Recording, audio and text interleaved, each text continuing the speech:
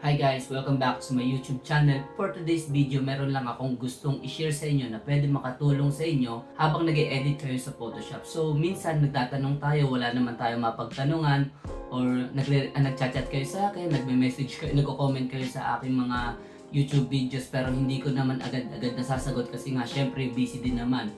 So, meron naman mga platform na pwede nyong gamitin para pagtanungan kung ano yung gagawin ninyo o kung anong mga tools yung pwedeng gamitin ninyo sa pag-e-edit ninyo sa Photoshop.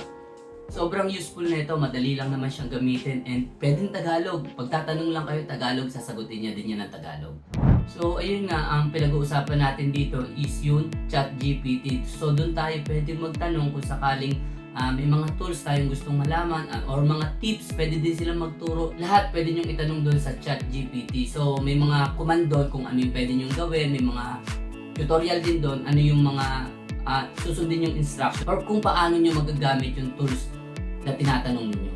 So ayun nga, as part of this tutorial, pwede natin subukan ngayon kung gagana ba talaga si ChatGPT, kung ano ba yung mga tools na pwede natin itanong sa kanya, ano ba yung pwede natin gamitin sa pag-i-edit natin sa Adobe Photoshop. So tara, punta tayo sa ating computer. So ayun guys, punta lang tayo sa browser natin, tapos i-type lang natin si ChatGPT. So yan. So dito makikita nyo agad dito, dito sa what can I help with, so ask anything. Pwede kayong magtanong dyan kung anong mga tools yung pwede nyo gamitin. So halimbawa, gusto ninyong magtanong ano ba yung how to remove background easily, yung ganun. O kaya paano, try natin, paano mag-erase ng background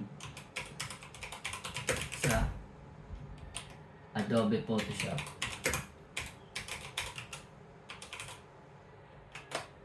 Yan, so may mga question dyan. So pwede nila, pag sinend mo yan, lalabas yung sagot nila dyan. Yan.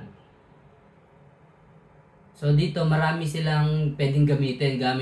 Dito yung number 1 na sagot nila is gamit ang remove background, pinakamabilis para sa Photoshop CC 2020 pataas. So i-open ang image sa Photoshop, pumunta sa properties, sa panel window, properties kung wala pa, sa ilalim ng quick actions, i-click ang remove background. Ayusin ang mga gilid gamit ang refine edge brush sa select and mask.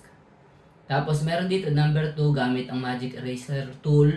So napag-aralan natin yan dun sa mga previous video ko sa Adobe Photoshop tutorial for beginner. Diba meron dun magic eraser na pwede gamitin na one click lang basta ang background ay plain. So pag click mo, palibawa puti lang yung background niya, pag ginamit mo yung magic eraser, automatic mawawala na agad yung background na yon. Okay, yan na nakalagay. Piliin ang magic eraser tool. Meron shortcut, meron na agad tips. Ito hindi nyo na pwede, kailangan itanong pa. Pindutin nyo lang yung E. So lalabas yung magic eraser tool. I-click ang background para burahin ito. Yun. Ayusin ang tolerance sa option bar, mas mataas para sa complex background. So, depende sa ano. Pero sabi ko nga, mas madaling gamitin yung magic eraser tool pag plain lang yung background. Okay, number 3, gamit ang select subject and layer mask. Pinakamaganda sa detalye. Sobrang Tagalog nung sobrang lalim ng Tagalog dito sa ChatGPT. Pero pwede nyo siyang itanong in English naman. So, walang problema. No?